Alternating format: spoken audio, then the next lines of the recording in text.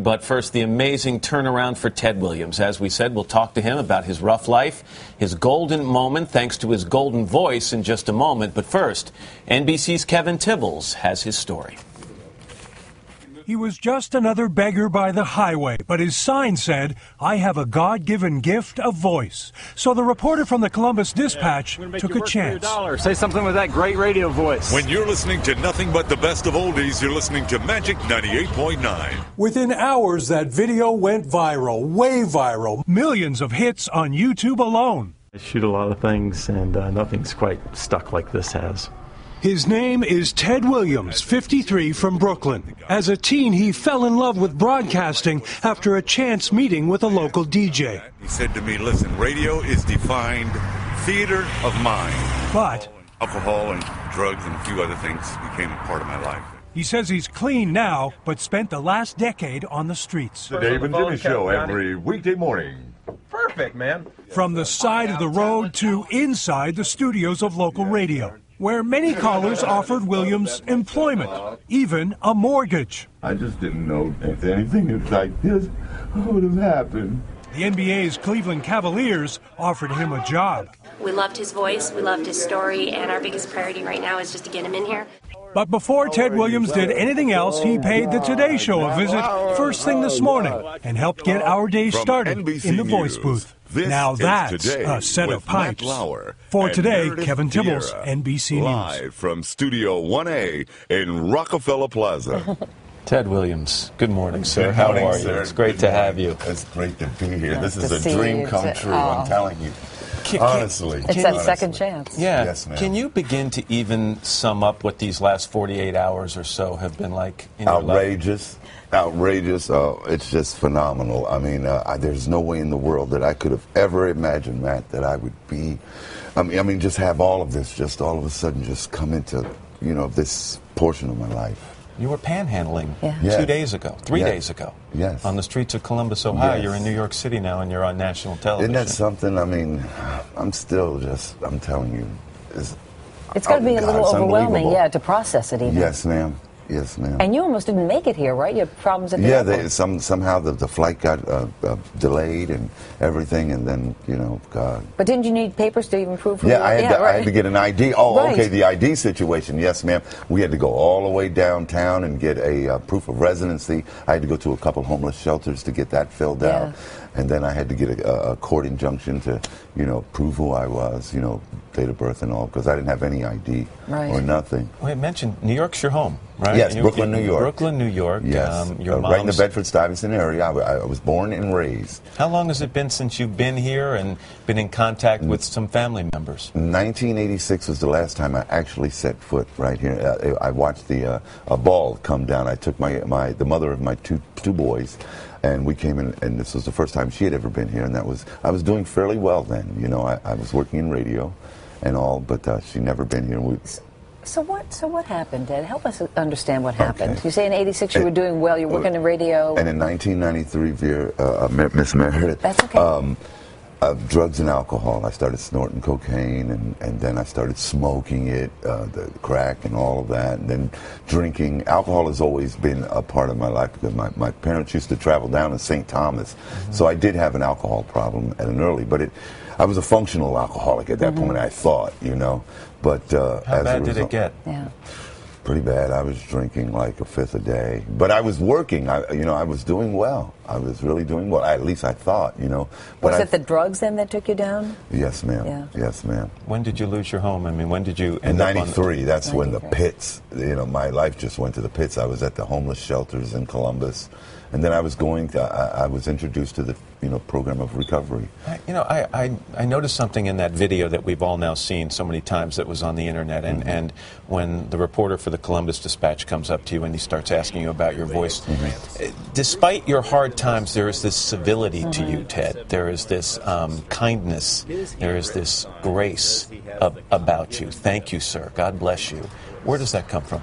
My mom has raised me that way, to always be polite. Treat people as you would want them to treat you, do unto others as you would want them to do unto you. And that's the golden rule, as she always put it. And you've mentioned your mom repeatedly in the past couple I days. love my mom, and I here comes maybe some tears, but how I always used to pray to God. I'm telling you, religiously, say, Lord, please let my mom live to see another year. Maybe this will be a year that somebody would say, hey man, do you want a job or anything? But and I always used to say, God, you never seen fit to take my voice in spite of all the flames and everything that went down my throat. The voice still maintained some type of resonance. And so when I got out there with the sign, it gave me a chance to, the public passing, good morning, thank you, and people would roll their windows down. Then it became a situation where the same people that would give me money, they would just come by just to see if I was still there so that they could hear me say, listen to more of the best music, and I started using local talent. So your mom has lived long enough to see what is going to be, we hope, redemption. And I hope you understand what I say. Meredith and I were talking before the show, and we both worry a little that a lot is happening very quickly. And some people might find that hard to deal with. And so are you emotionally ready to accept this second chance, to do the right things with this second chance? This time around, Matt, I have a God.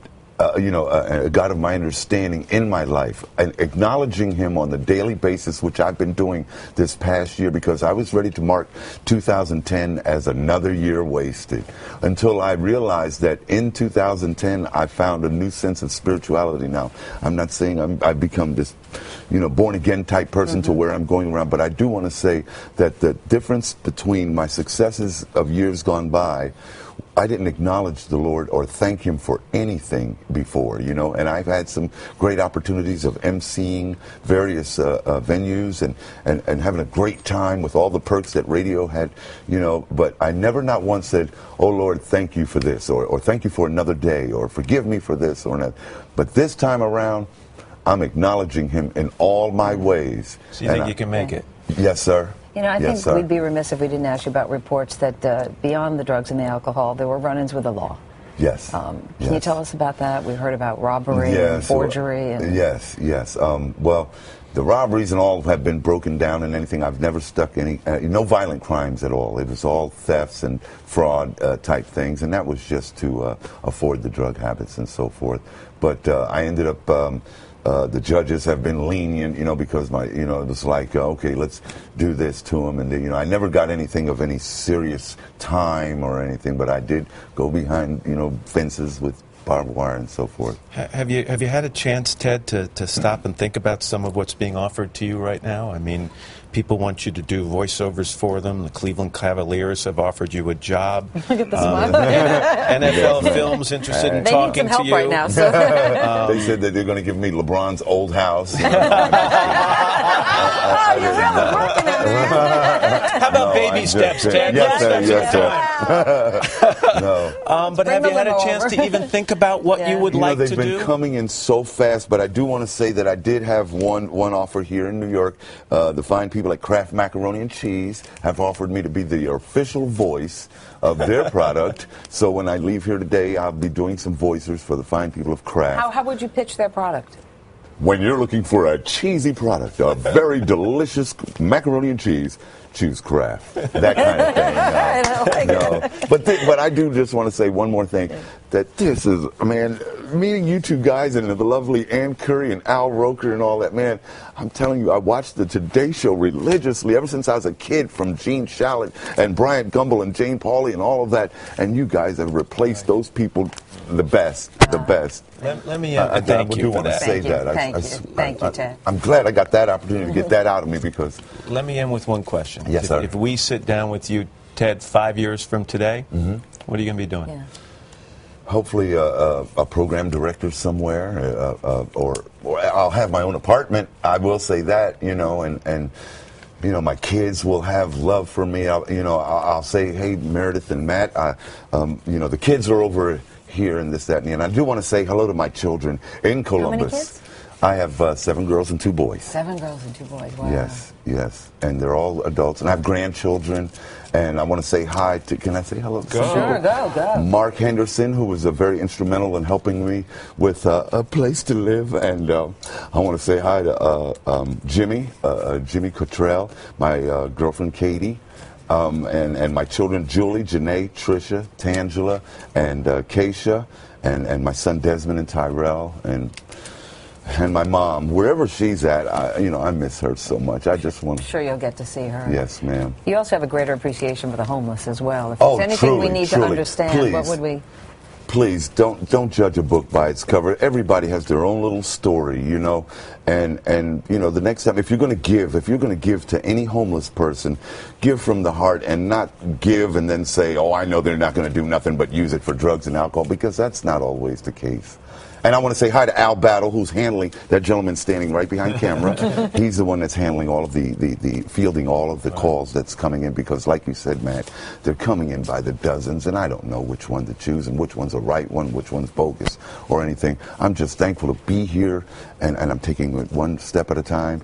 Well, you should. And it's the Today Show. I just got to take advantage of all of this. Thanks, Ted, so much. Thank you so much. Good luck. God all bless right, both congratulations. of you. We'll see you in 5 years, right? Yes, You're ma'am. the program director. Yes, ma'am. And we're working for you. No, God.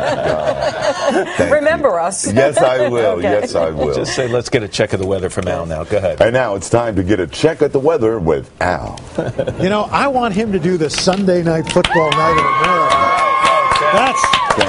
Thank you yes. so much. Let's hear it for Ted God, Williams, ladies and you. gentlemen. Thank you. Oh, what a great story.